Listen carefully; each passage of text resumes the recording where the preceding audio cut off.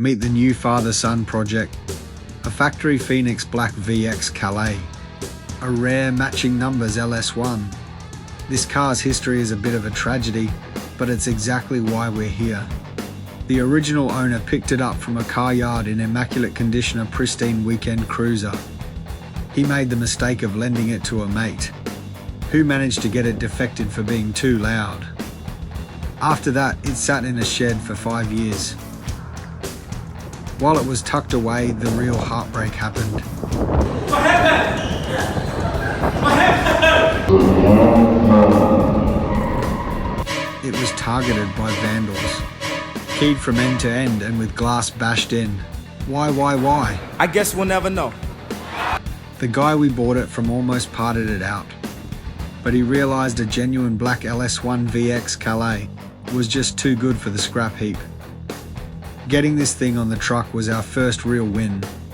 It's been sitting since 2021, so she wasn't keen on moving. After some lengthy negotiation, time to get her out of the yard.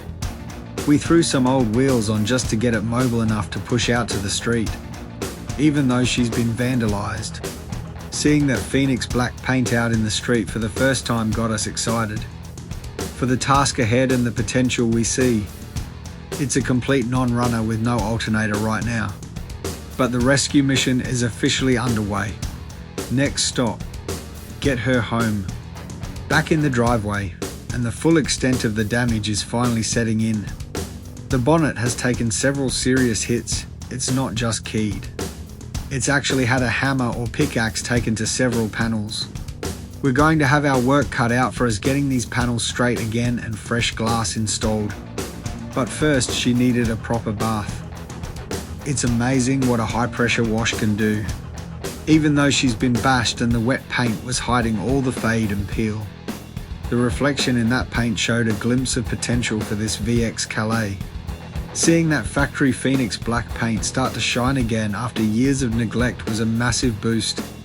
With misguided priorities and motivation high, we managed to score a marketplace deal on a set of powder-coated VT International rims. They are in great condition and exactly what this build needed to lift the spirits. We gave them a thorough detail and got them bolted on straight away, and just like that, the whole stance of the car changed. Seeing it sitting in the driveway on some decent rims makes the long road ahead look a lot more achievable.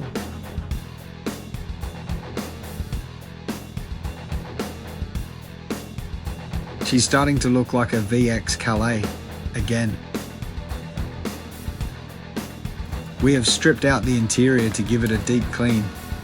Carpets and seats getting a drill, brush and extraction. They are in great condition with no major stains, holes or tears. The steering wheel has seen better days, needs replacing. And the dash fascia is a stocky and not the wood grain version. So we have a few parts to source. Putting her back together after the clean, and things are looking pretty tidy. A wood grain fascia was sourced on Marketplace and starts to complete the look. A temporary steering wheel cover also put on to tidy things up for now. The interior has come a long way.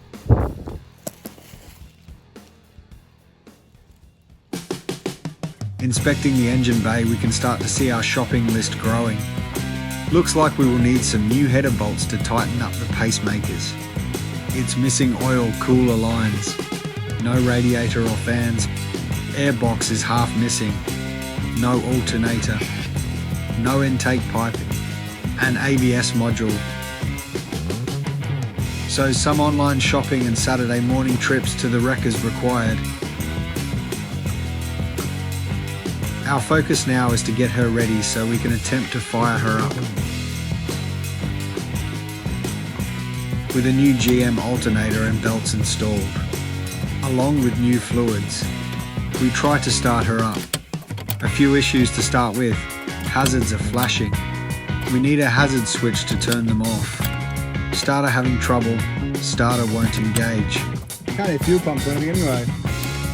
Can't hear any fuel pumps or anything going. Possible battery issues, also can't hear the fuel pump priming. With a fully charged battery, we try again and the starter just clicks.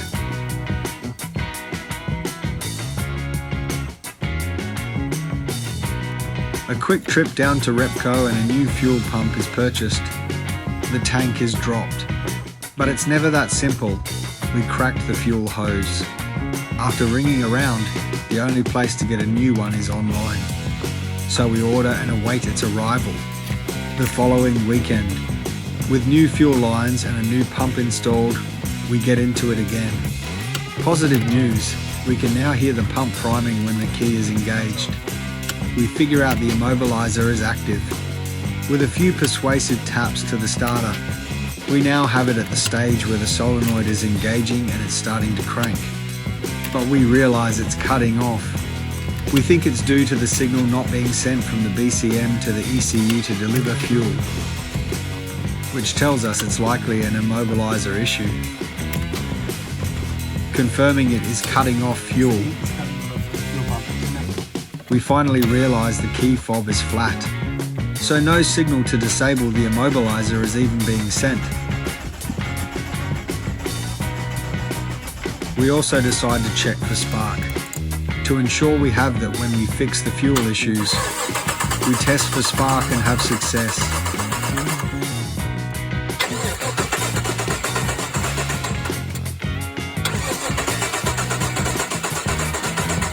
Time to find a marketplace special BCM and FOB, a 2-hour round trip, and we have one. We installed the BCM, but it's now not linked to the ECU. So we use our Vidden i400 loaded with Holden software to link the new BCM to the existing ECU. A new starter motor will be on the list once we can move the car reliably to flat ground. With the press of the button, the immobilizer now disarms, but the solenoid won't engage. We really need to fix that. Give the starter some love taps, and she runs. First start up. Such a great sound and massive relief that there is no serious engine issues.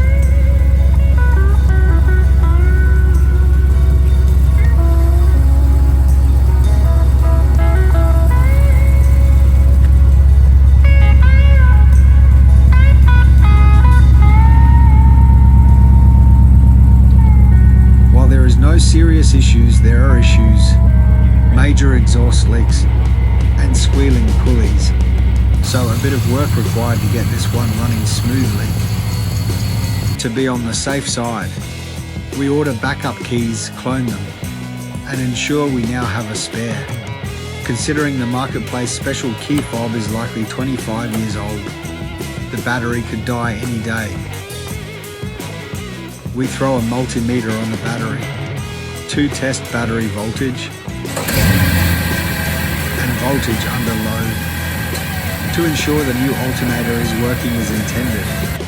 Now we have a look at the paint and panel. The bonnet is too far gone, it will get replaced. We marked out the dents. To work out how we attack this, our options are PDR, filler or replace the panel. We managed to find a black Calais sitting in a paddock in the country. We grabbed the bonnet and took 2 of its doors. It's time the windscreen is replaced, and we have the new bonnet on. Glass changed out on the rear passenger door, and the dented doors swapped over. Putting in the third flip console. This one finally works. Good score from the wreckers, 16 bucks. And we have it again, third working flip console. Let's see if this one doesn't break.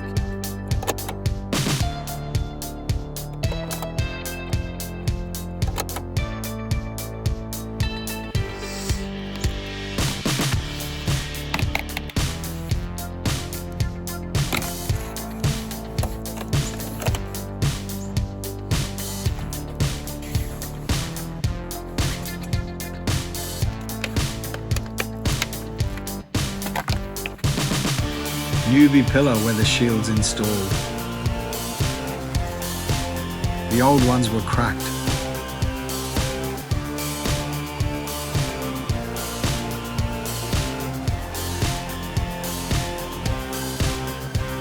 Looking good now.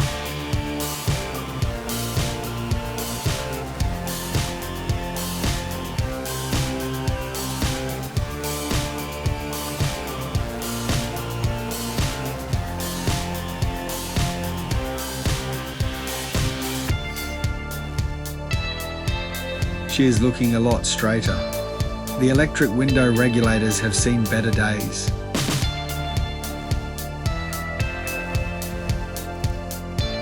So we replace them.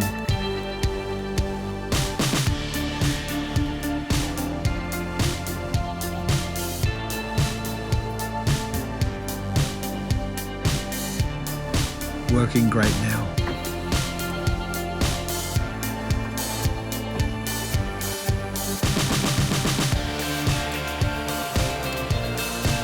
Then we make a trip to the wreckers.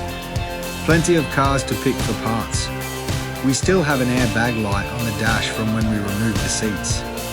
We haven't been able to remove it, so we will replace the module.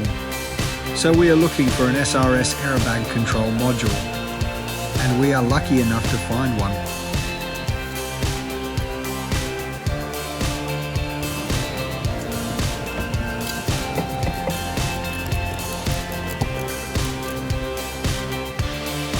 Just replace the SRS module. Hopefully get rid of the airbag light. We'll test that out. Tidying up the interior, gear shifter not looking great. Brake button's pretty good.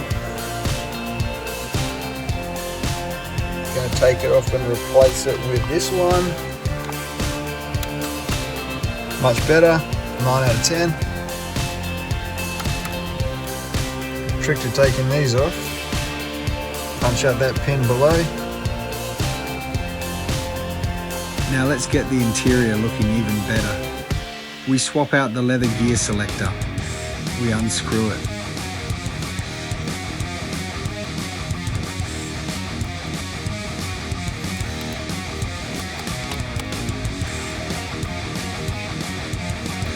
And release the pin securing it. Spring, cap, button. The hole the pin points through.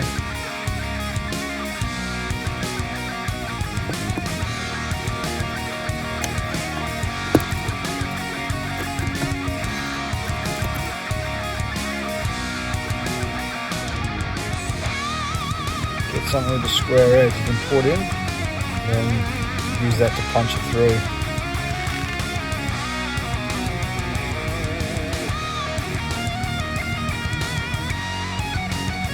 Now this is how she sits today. As part of the paint prep process, we have started to sand back the paint. We have also used filler where needed and smoothed that out.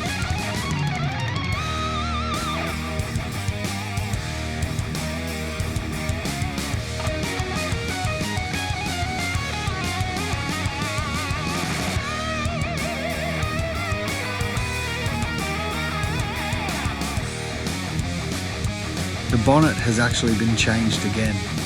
The bracing from the last one was coming away from the frame. So we found a structurally sound one at U Pull-It. Looking under the bonnet, now it's complete. We sourced a radiator shroud and a HSV engine cover to install if we choose.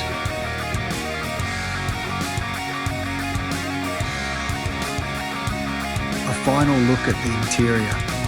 It's looking tidy now, with some new wood parts, including the fascia, one without the LPG button, another flip console, gear shifts around, and the rear console